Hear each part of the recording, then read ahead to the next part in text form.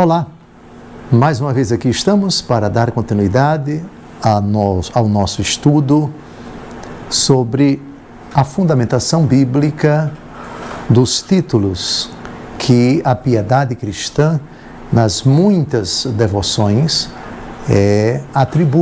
vem atribuindo há 2000 anos de cristianismo a Nossa Senhora. Já fizemos um estudo sobre os títulos, a fundamentação bíblica dos títulos de Nossa Senhora na Salve Rainha. E agora já estamos na ladainha. Vários encontros, várias aulas, nós já fizemos para 24 títulos de Nossa Senhora na ladainha. Como nós sabemos, a atual configuração da ladainha tem 54 títulos. A ladainha foi aprovada oficialmente pela Igreja, pela primeira vez, no dia 6 de setembro de 1601, pelo Papa Clemente VIII. Portanto, a ladainha de Nossa Senhora, ela tem 420 anos. Ao longo dos séculos, alguns títulos de Nossa Senhora foram acrescidos, incluídos na ladainha, por decisão de vários papas. E recordo aqui quais foram esses títulos após o ano 1601. No ano 1854, o Beato Pio IX, por ocasião da proclamação do dogma da Imaculada Conceição, incluiu o título Rainha concebida sem pecado. No ano 1903, o Papa São Pio X incluiu o título Mãe do Bom Conselho. No final da Primeira Guerra Mundial, e precisamente nesse contexto doloroso que a humanidade experimentava, o Papa Bento XV incluiu Rainha da Paz, para que nós invocássemos a Santíssima Virgem para que ela obtivesse do seu Filho Jesus a paz para o mundo inteiro. No ano 1950, o Venerável teve um vídeo, parece-me que o antepenúltimo, eu falei servo de Deus, mas Pio XII já não é mais servo de Deus, ele é venerável, porque o processo de beatificação já foi concluído. Quando o processo começa e até que ele termina, o candidato a beato é chamado de servo de Deus. Mas quando já está na iminência de ser declarado beato, quando termina o processo e fica aguardando apenas a realização do milagre, ele é venerável. Então, o venerável Pio XII, em 1950, por ocasião da proclamação do dogma da Assunção da Bem-aventurada Virgem Maria ao céu, incluiu na ladainha o título Rainha Assunta ao Céu. Em 1964, São Paulo VI incluiu o título Mãe da Igreja. Essa novidade foi incluída pelo Concílio Vaticano II, que começou em 1962 com São João XXIII, pontífice, e terminou no ano 1965. Em 1995, Papa São João Paulo II incluiu Rainha da Família. E, finalmente, em junho do ano 2020, foram incluídas 3 invocações por decisão de Papa Francisco: Mãe de Misericórdia, Mãe da Esperança e Conforto dos Migrantes. Pronto, então, na ladainha. Hoje nós temos, repito, 54 invocações à Santíssima Virgem. Vamos recordar os títulos que já estudamos, que já investigamos e fomos buscar na Sagrada Escritura a fundamentação bíblica para todos eles. Santa Mãe de Deus, Santa Virgem das Virgens, Mãe de Jesus Cristo, Mãe da Igreja, Mãe de Misericórdia, Mãe da Divina Graça, Mãe da Esperança, Mãe Puríssima, Mãe Castíssima, Mãe Sempre Virgem, Mãe Imaculada, Mãe Digna de Amor, Mãe Admirável, Mãe do Bom Conselho, Mãe do Criador, Mãe do Salvador, Mãe Virgem Prudentíssima, Virgem Venerável, Virgem Louvável, Virgem Poderosa, Virgem Clemente ou Benigna, Virgem fiel, espelho de justiça ou espelho de perfeição. E terminamos o encontro último com sede da sabedoria. Agora, vamos continuar. E o primeiro título de hoje é Fonte de Nossa Alegria. Ou causa de nossa alegria. Primeira pergunta que se faz é: Deus é causa da nossa alegria? Isso ninguém discute. Pode-se dizer também que uma criatura é causa de nossa alegria? Sim, fazendo essa distinção. A alegria que se deve, que é decorrente da convicção, da fé, da adesão, do louvor, da adoração a Deus, tem um nível incomparável. O nível do primeiro mandamento da lei de Deus: amar a Deus sobre todas as coisas. Por isso, quando se fala alegria em Deus, quando se fala alegria por causa de Deus, nós estamos dizendo que, essencialmente, aquilo que nos alegra, em última instância, em primeira e última instância, é Deus. É Deus. Por outro lado, supondo isto, é corretíssimo que você diga que eu sinto alegria, fulana é causa da minha alegria, se eu disser que essa alegria é em Deus, meu Salvador. Então vocês já entenderam que a alegria é que nós sentimos por causa de Nossa Senhora. Nossa Senhora é causa de nossa alegria precisamente por isso, por essa frase que ela utilizou no Magnificat. Vamos ver a frase precisa que Nossa Senhora usou no Magnificat para que a gente diga realmente é corretíssimo. É corretíssimo dizer, e não apenas ela, mas todas as outras criaturas. Só que ela, dentre todas as criaturas, é a causa por excelência. É uma causa incomparável. Então é correto que a mãe diga, meu filho é causa da minha alegria.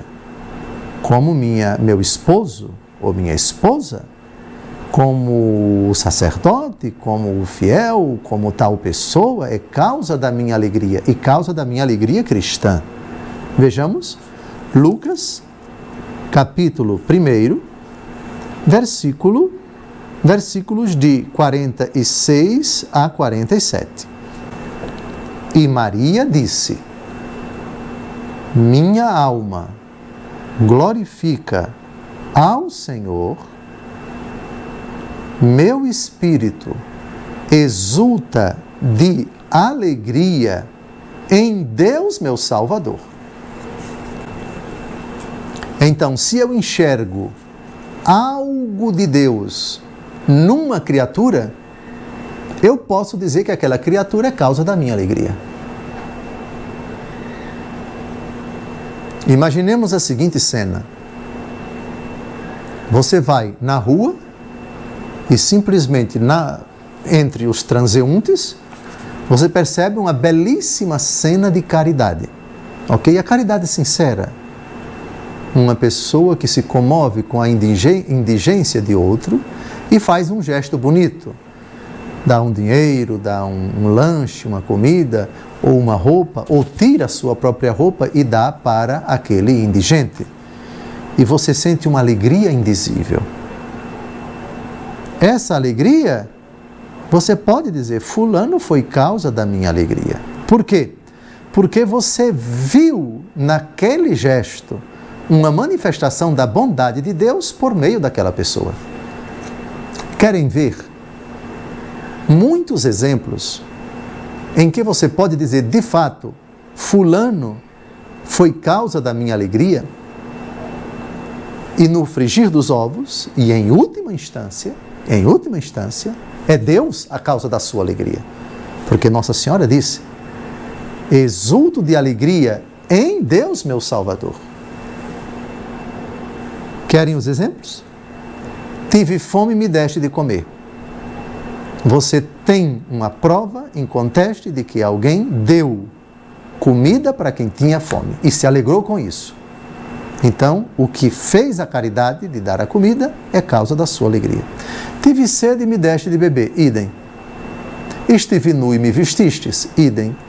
Estive preso e fostes ver-me, idem.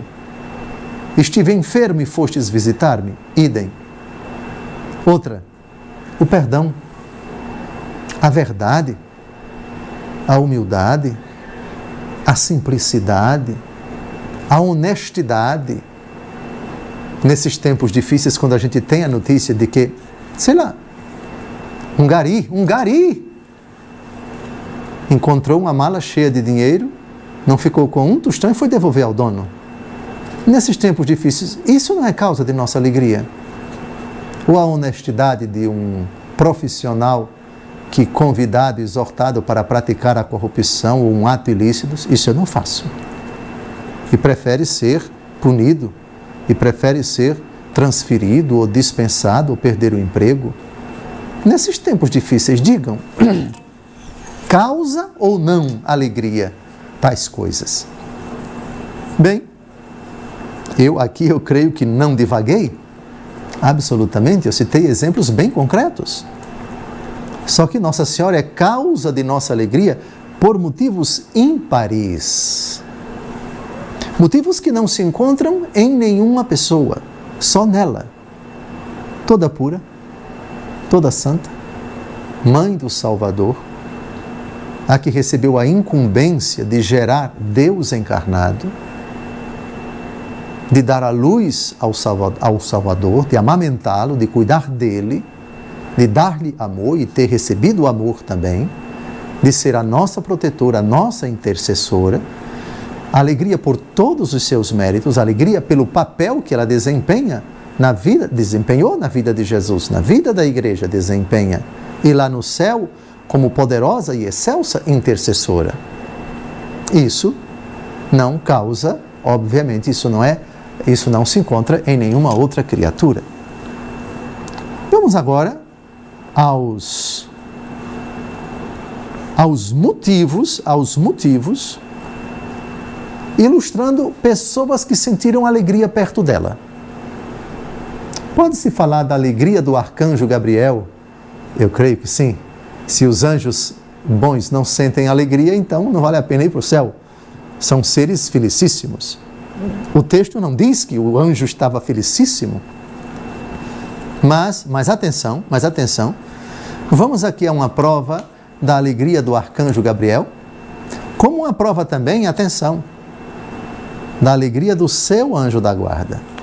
Você sabia que o seu anjo da guarda sente alegria por cuidar de você? Por proteger você? Por defender você? Vocês podem me dizer qual é o lugar da Bíblia onde se define o que é um anjo? Nesses 10 anos eu acho que eu já citei algumas vezes, mas é o último versículo do capítulo 1 da carta aos Hebreus. Vamos a Hebreus, vamos ver se eu estou ficando velho gaga. Eu vou chutar o versículo 14, mas se eu errar, é que a morte já está perto mesmo. Hebreus capítulo 1. Não é que eu acertei? Não estou ficando broco ainda, mas a idade está avançando. Então, vamos aos versículos 13 e 14.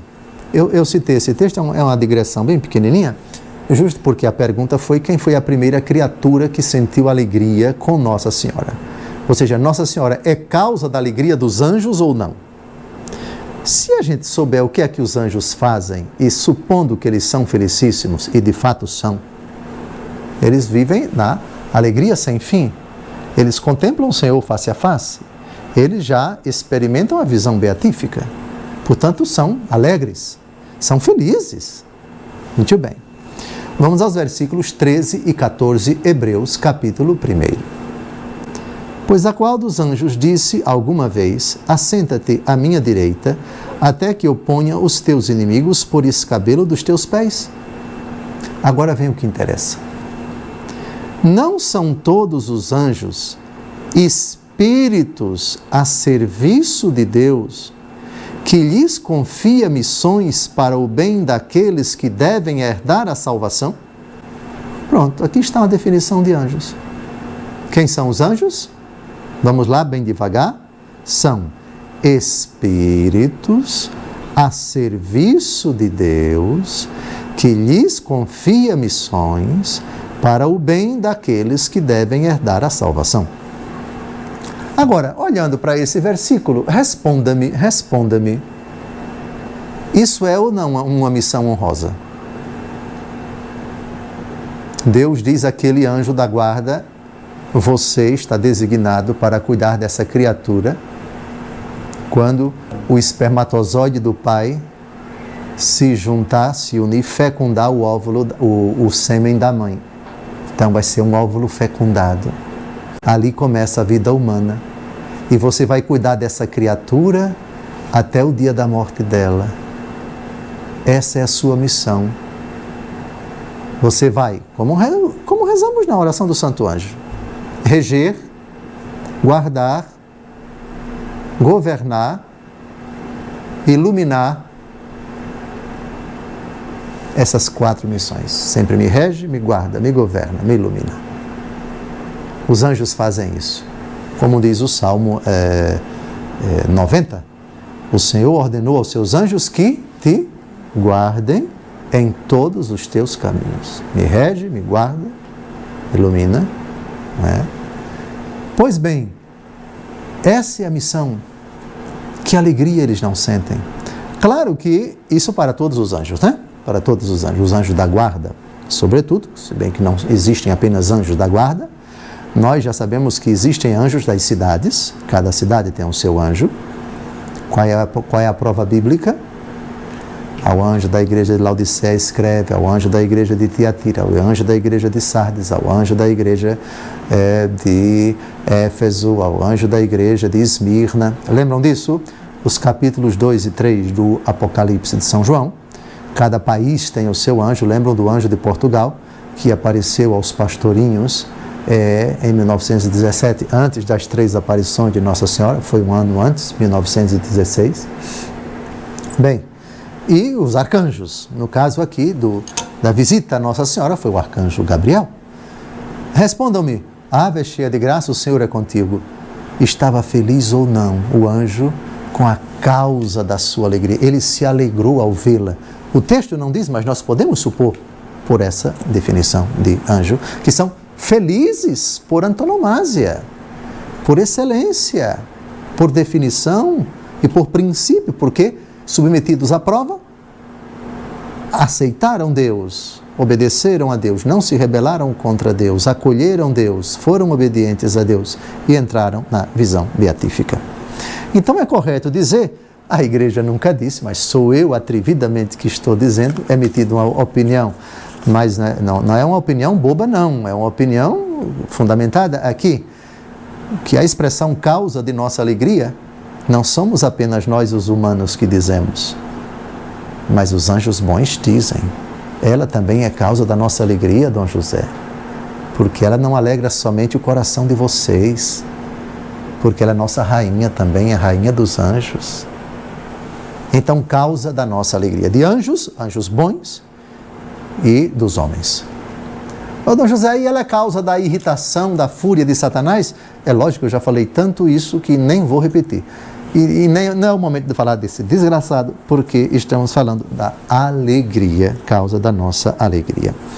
Vamos a Lucas capítulo 1, de 43 a 44, porque vamos ver agora a primeira criatura humana a sentir muita alegria. São José, depois que o anjo lhe apareceu em sonhos, no começo ele não teve alegria, né?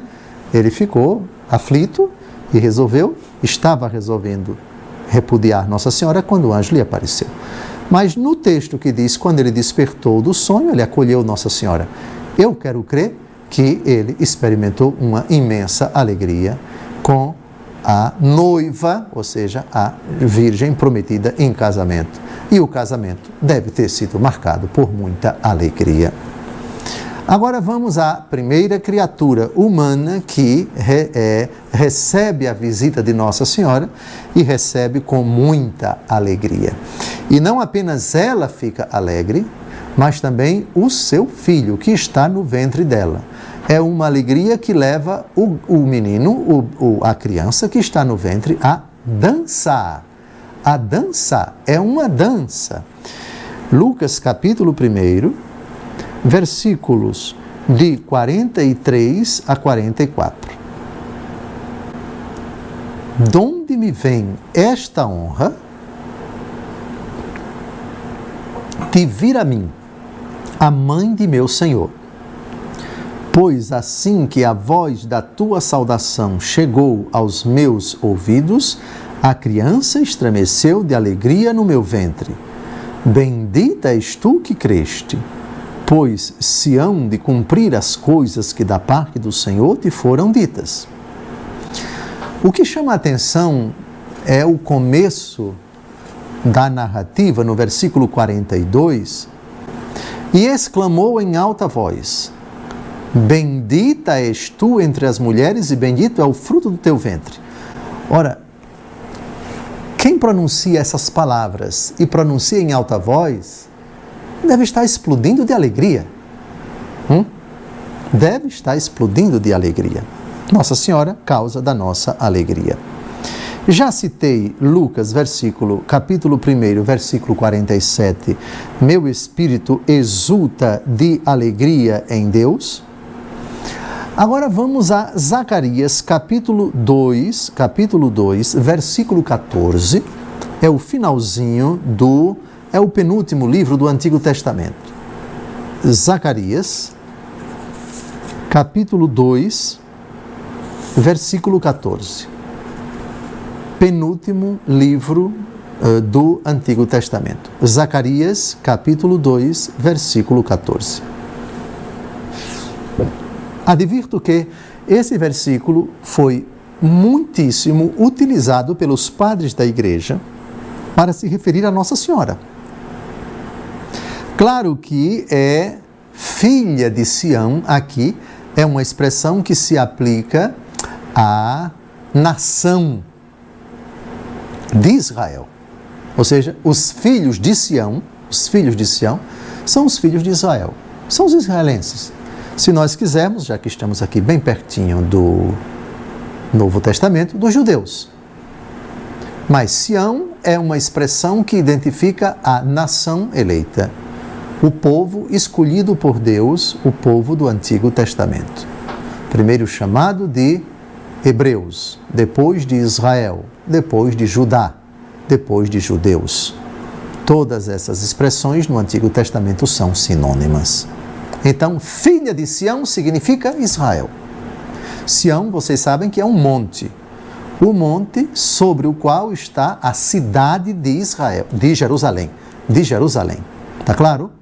Então, pela centralidade, pela importância que Jerusalém tem para os judeus, ela muitas vezes descreve, é símbolo, é síntese, é sinônimo de toda a nação. Então, quando se fala de Sião é o monte, é a cidade de Jerusalém e é todo Israel. Tá claro? Vai depender do contexto. Tá claro? Então, Zacarias, capítulo 2, versículo 14. Solta gritos de alegria. Regozija-te, filha de Sião. Eis que venho residir no meio de ti, oráculo do Senhor. Por quê? Essa profecia, os padres da Igreja sempre aplicaram a Nossa Senhora. Sempre viram nela uma profecia sobre a Santíssima Virgem.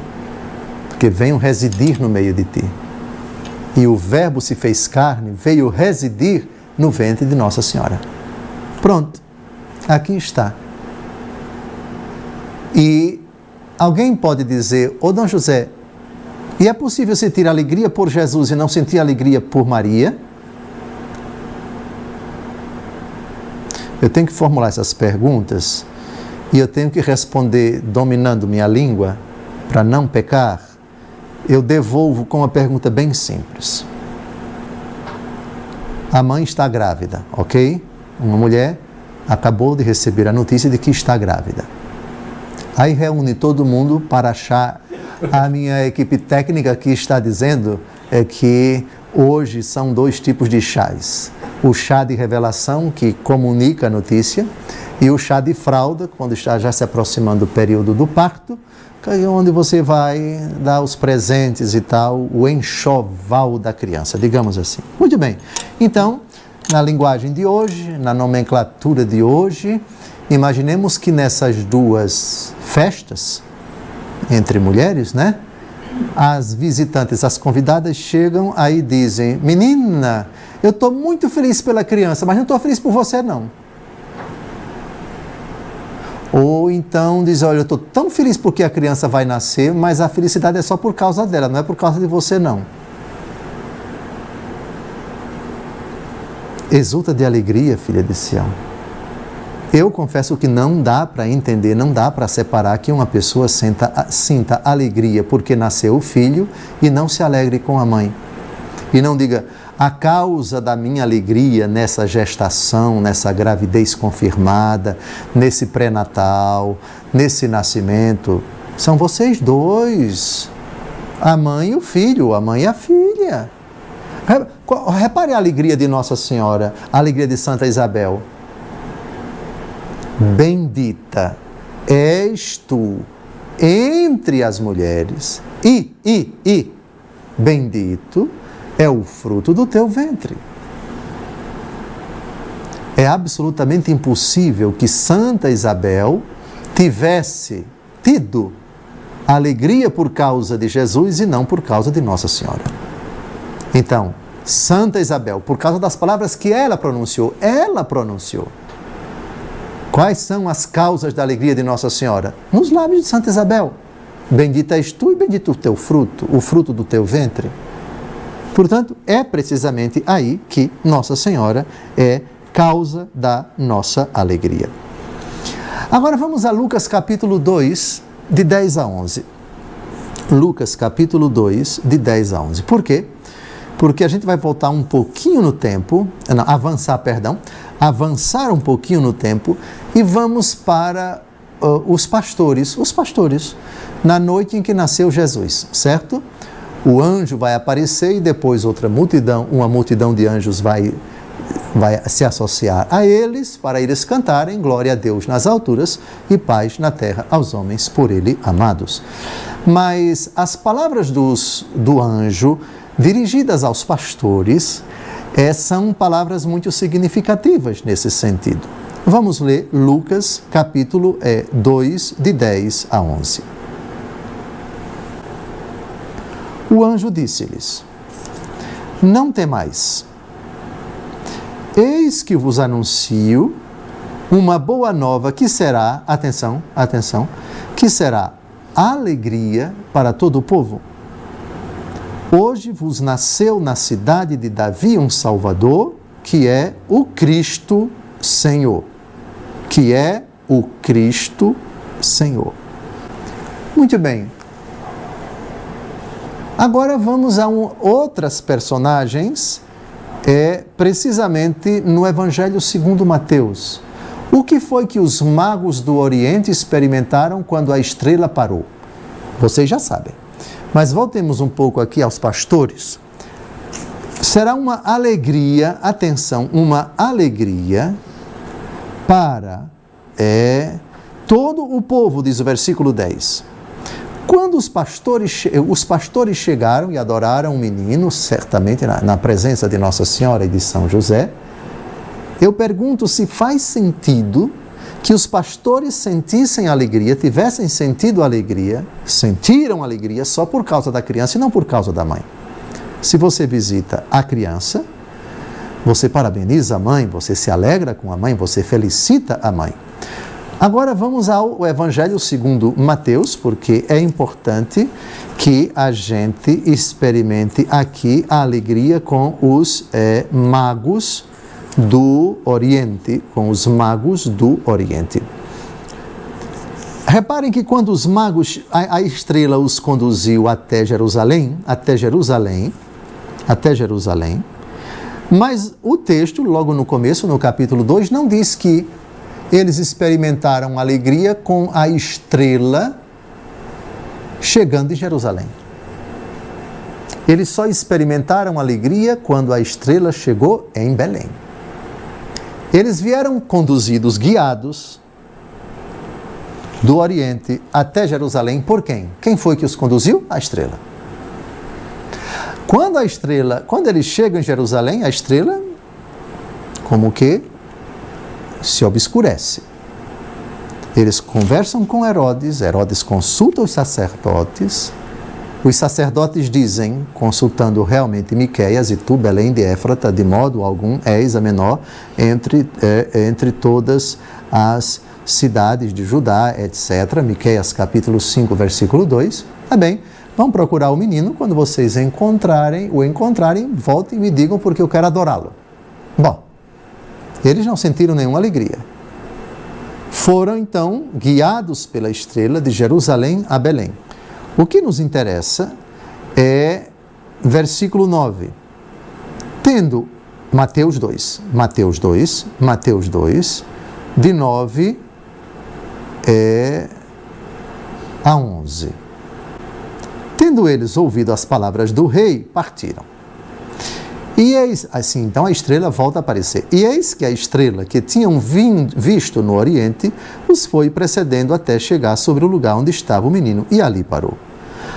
Agora vem o que interessa. A aparição daquela estrela os encheu de profunda alegria. Interessante. Até agora, a estrela não causava alegria para eles. Eles vinham como que fascinados, né? A gente tem que ir. Eles cheios de interrogação. Nem sabiam para onde ir. Para onde iam? É um mistério. Como eles decidiram partir de tão longe?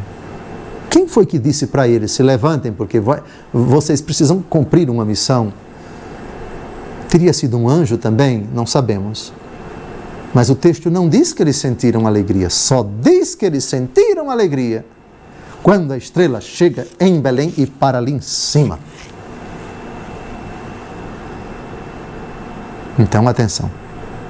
Qualquer explicação para um fenômeno explicável, que tem explicação científica, que foi um cometa, que apareceu um brilho,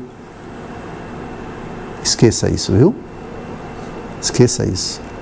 Porque aqui temos um probleminha. Atenção. A aparição daquela estrela os encheu de profunda alegria. Os foi precedendo, o versículo 9, até chegar sobre o lugar onde estava o menino e ali parou. Como é que se explica que uma estrela para em cima de um presépio? Vá procurar explicação ao seu cientista. Vai tomar banho, rapaz.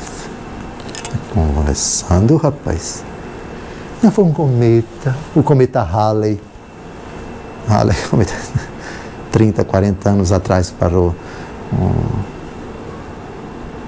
Explicação científica? Isso é milagre puro, rapaz. Deus é poderoso o suficiente para fazer com que uma estrela apareça só para os magos e para ninguém mais na face da terra. Porque Deus é Deus. E pare de tentar explicar isso com a razão. Deus pode fazer com que uma estrela belíssima, que não causa cegueira em ninguém, não seja vista por ninguém, só pelos magos, porque Deus é Deus. Deus é Deus. A estrela parou em cima do presépio, aqui, e eles sentiram grande alegria. Alegria. Pergunta: os magos sentiram alegria só por causa do menino? Ou sentiram alegria por causa também da mãe e do pai adotivo? Naquela cena tão comovente, tão simples e tão bonita. Maria Santíssima, causa de nossa alegria. E vai ser sempre assim, viu? Biblicamente é impossível sentir alegria só por causa de Jesus.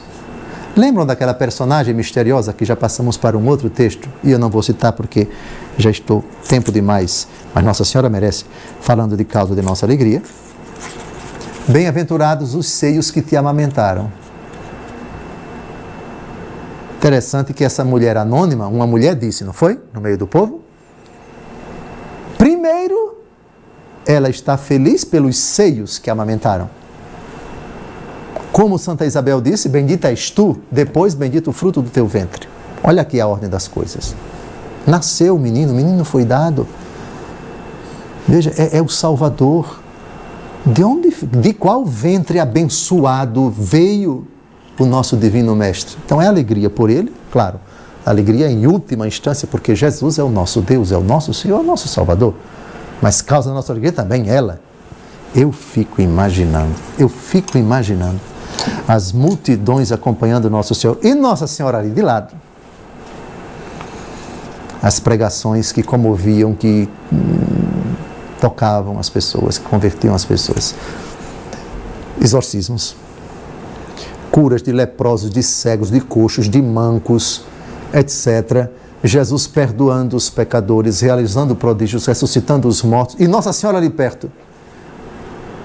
3 anos e ninguém reconhecendo Nossa Senhora, que devia ter, aliás, é Jesus que devia ter o rosto de Nossa Senhora. Geneticamente, Jesus, como se diz na minha terra, a cara de Nossa Senhora. Quando você vê o filho aqui, e você está no meio das pessoas, eita, você olha para a pessoa, olha para a mãe da pessoa, mas é a cara, ué. É a cara. Se você se alegra com ele, a senhora é a mãe dele. Oh, quem já não teve essa experiência? Causa de nossa alegria. Bíblico, profundamente bíblico esse título. Avancemos agora para vaso espiritual. Vaso. É vaso mesmo? É vaso mesmo. Em que sentido é vaso? No sentido de vaso. Um recipiente onde você coloca, aí vai depender do vaso. Existe o vaso mais antigo, chamado alabastro, né? O vaso onde você coloca o perfume.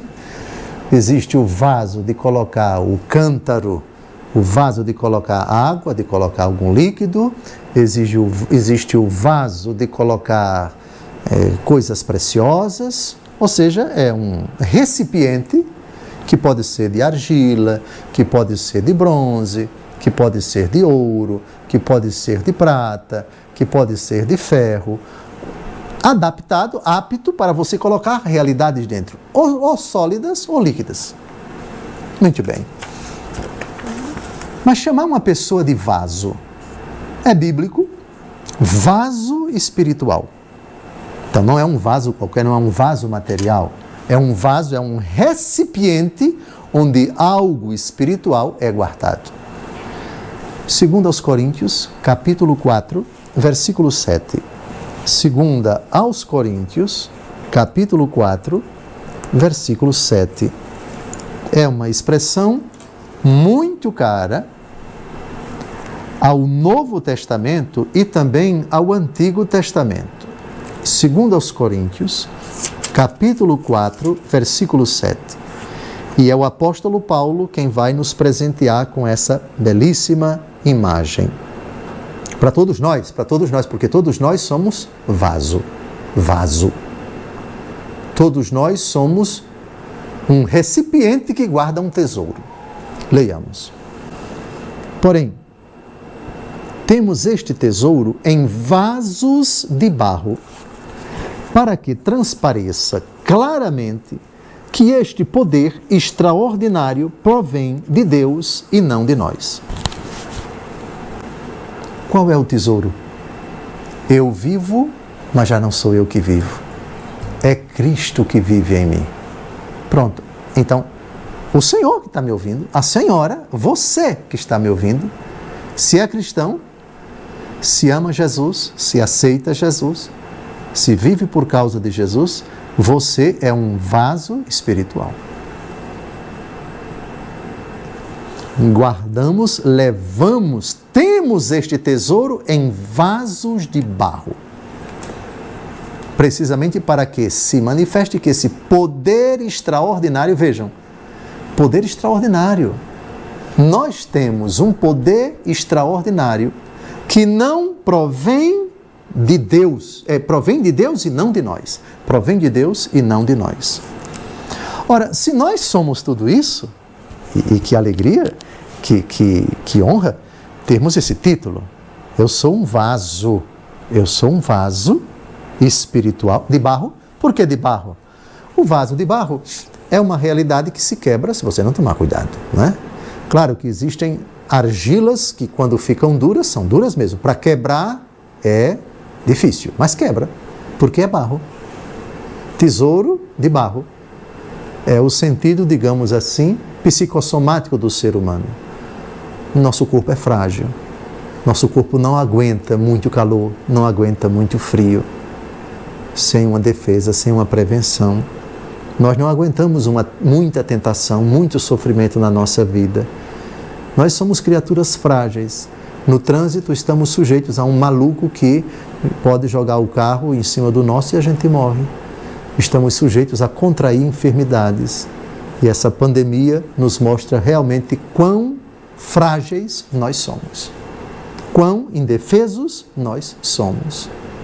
Quão carentes, quão necessitados, quão efêmeros nós somos. Tão pequenos, tão necessitados da proteção de Deus. É o sentido espiritual da palavra barro. E nesse sentido, vejam, não no sentido moral, Nossa Senhora não é barro. Nossa Senhora é, na verdade, um vaso do mineral mais potente e inquebrantável. Se você entender a realidade que quebra quando peca, a Nossa Senhora não se aplica a isso. Mas Nossa Senhora é vaso de barro no sentido de criatura sujeita a envelhecer, a ser tentada. Uma espada transpassará a sua alma. Sofrimento. É um vaso de barro, não no sentido moral, por favor. Jesus Cristo também foi vaso de barro, porque foi semelhante a nós em tudo, menos o pecado. E Nossa Senhora, criatura como nós, mas semelhante a nós em tudo, também exceto no pecado. Mas a natureza humana, enquanto tal, é barro. Vasos de barro. Vaso espiritual. Se você, segundo o apóstolo Paulo, repito, segundo aos Coríntios 4, versículo 7, se você é vaso de barro, que carrega este tesouro, portanto é um tesouro espiritual, é um vaso espiritual, com muito mais razão Nossa Senhora. Porque ela carregou no seu ventre durante 9 meses o maior tesouro de toda a existência, de toda a face da terra, que é o Verbo encarnado, e desde que foi concebida sem pecado até quando subiu ao céu em corpo e alma, o poderoso fez em mim maravilhas. Aqui está o vaso espiritual. Por que ela é um tesouro tão inestimável? Porque ela guardou consigo, e guarda, é nosso tesouro espiritual, é nosso vaso espiritual no céu, onde ela contempla Deus Todo-Poderoso ressuscitada face a face.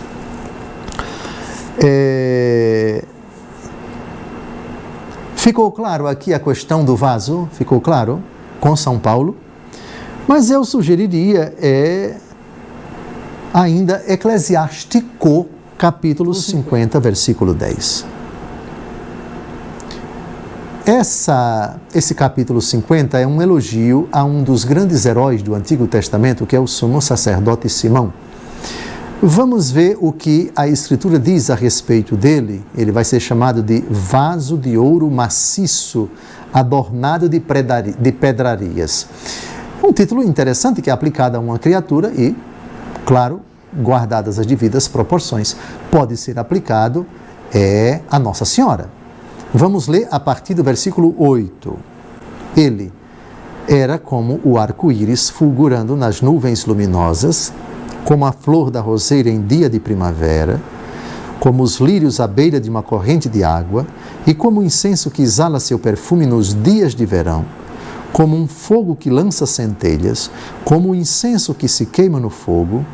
Agora vem o que interessa, como um vaso de ouro maciço, adornado de pedrarias, vaso de ouro maciço.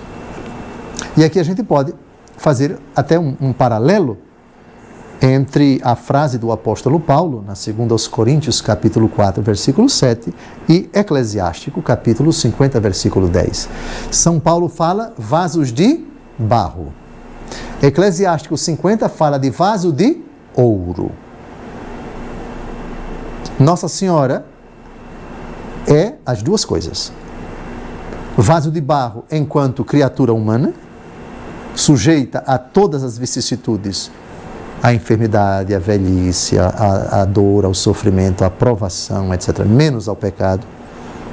E nesse sentido ela é um vaso de barro, como diz São Paulo, mas ela é um vaso de ouro. Um vaso precioso.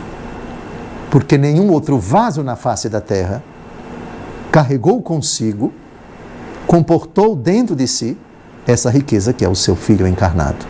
E também por ter sido cheia de graça. E também por ela ter dito, o poderoso fez em mim maravilhas. Então, dentro do vaso espiritual que é Nossa Senhora, residem maravilhas.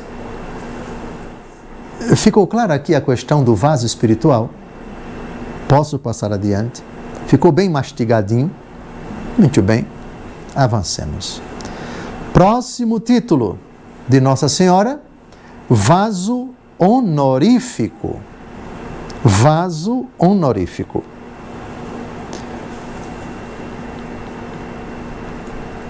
Honor, honor, honoris. Em latim, honra. Honra. Honor. H-O-N-O-R. Em latim, é honra. O que é uma coisa honorífica? É simples. É algo digno de honra.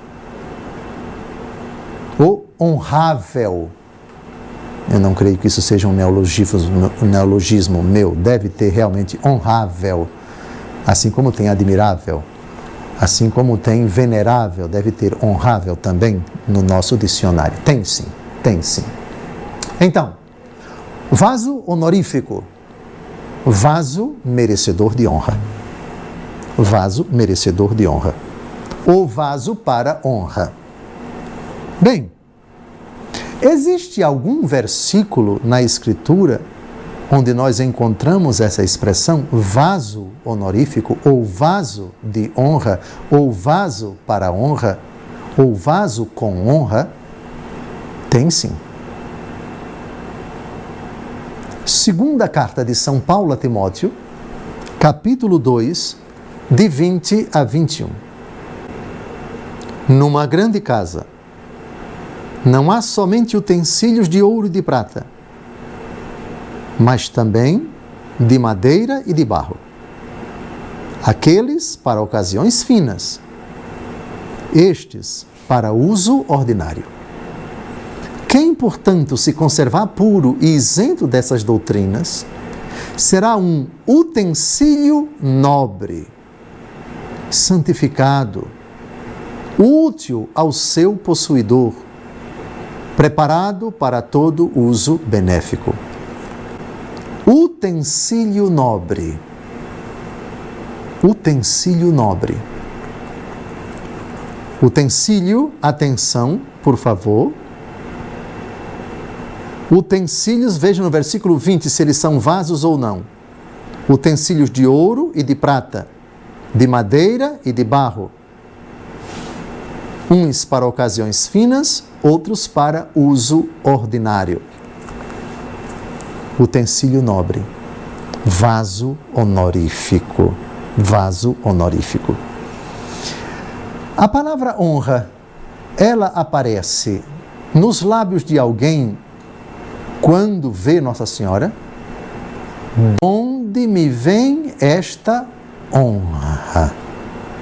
Então, o vaso espiritual chega para visitar Santa Isabel. Santa Isabel é o vaso espiritual de São João Batista, portanto, são dois vasos. Um vaso mais idoso, com São João Batista 6 meses mais velho.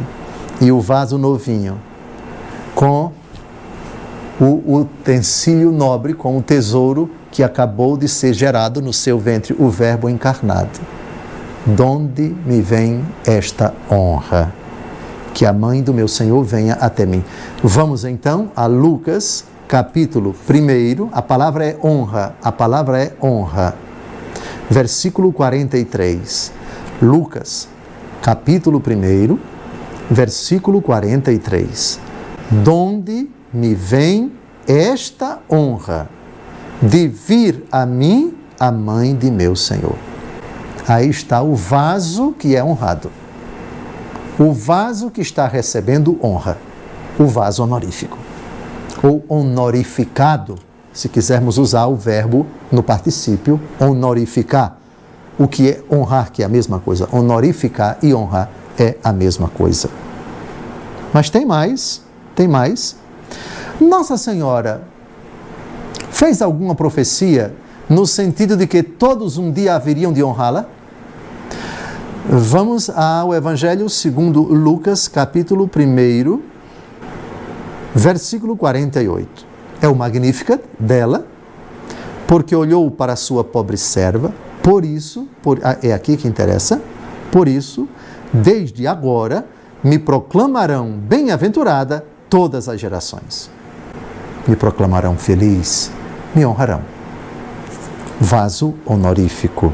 Isto é, aqui está um recipiente que Deus, pelos lábios dela, ela foi profetisa nesse momento, Deus, pelos lábios dela, determinou que esse vaso deveria ser honrado por todas as gerações. Vaso honorífico.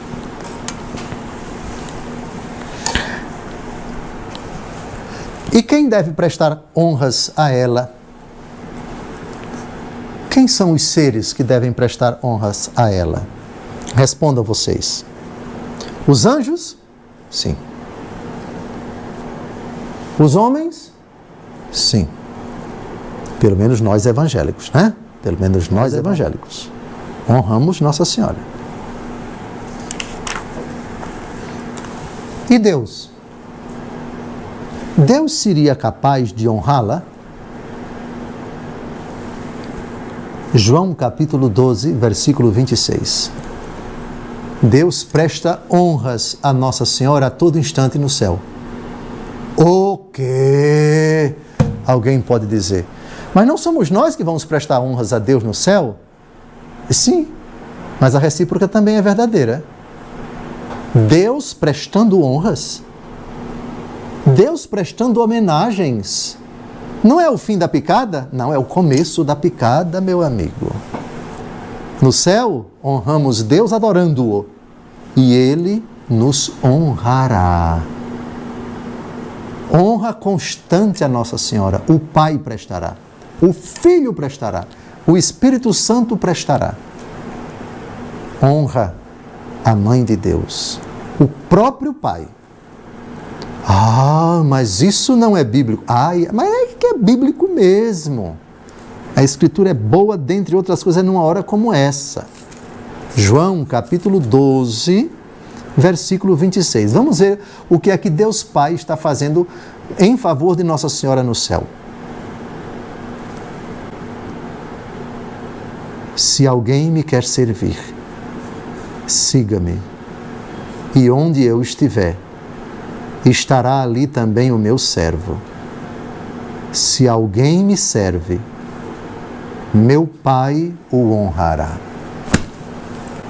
Veja que é uma profecia que não é somente para Nossa Senhora, é para qualquer pessoa que segue Jesus. Agora responda você, Nossa Senhora seguiu Jesus? Se a resposta é sim, o Pai está honrando Nossa Senhora no céu por toda a eternidade. Vaso honorífico por toda a eternidade. Da mesma forma que você também, por favor, você que está me vendo, qualquer um de nós, que ouvir Jesus, que seguir Jesus, que servir a Jesus, o Pai vai honrá-lo. Olha que bonito, onde eu estiver, Ele está, e meu Pai o honrará. Que bonito, o próprio Pai do céu dizer, você lá na terra amou meu filho Jesus. Todas as homenagens para você. Querem um exemplo bem simples disso? Uma mãe que ama profundamente um filho. Veja. A mãe está em casa e não sabe de nada, mas o filho passou por uma grande dificuldade, certo? e alguém o ajudou, o livrou, o defendeu. A vida do menino estava em risco, correndo risco de morte, não é risco de vida, não existe risco de vida, a vida é uma bênção, é risco de morte, o risco é de morrer. Risco de morte, e essa personagem salvou, protegeu o seu filho, etc. Aí chega a notícia para os pais, né, em casa. A criança chega feliz, emocionada, mamãe, papai, eu ia morrer, ia passar um grande... E Deus mandou tal pessoa que me salvou, que cuidou de mim. Qual é instintivamente a reação de vocês? Procurar a pessoa para agradecer, para fazer pelo menos um jantar na sua casa.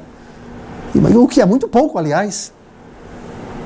Muito obrigado, etc.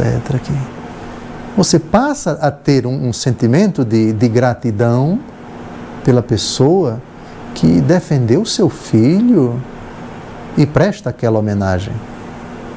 Bíblico, meu pai o honrará. Nossa Senhora é honrada pelo Pai. Eu não digo 24 horas por dia, porque não tem 24 horas lá. No céu não tem segundo nem minuto, porque é só a eternidade. Mas é honra eterna do Pai com relação à Nossa Senhora. Eu acho que já chegamos a 1 hora, mais ou menos, não é? Bem, então, vaso é honorífico. Então, nós vimos hoje 1, 2, 3 títulos. Então, chegamos a 27 títulos, que é exatamente a metade, são 54. 54 dividido por 2 é 24. Não, 27. Foram 27 títulos até agora. Já antecipo para vocês quais serão os títulos do próximo encontro. Vaso insigne de devoção, tabernáculo da eterna glória, moradia consagrada a Deus, rosa mística, torre de Davi, torre de marfim e por aí vai. Então, Deus abençoe você. Até o próximo domingo, se Deus quiser. Boa noite.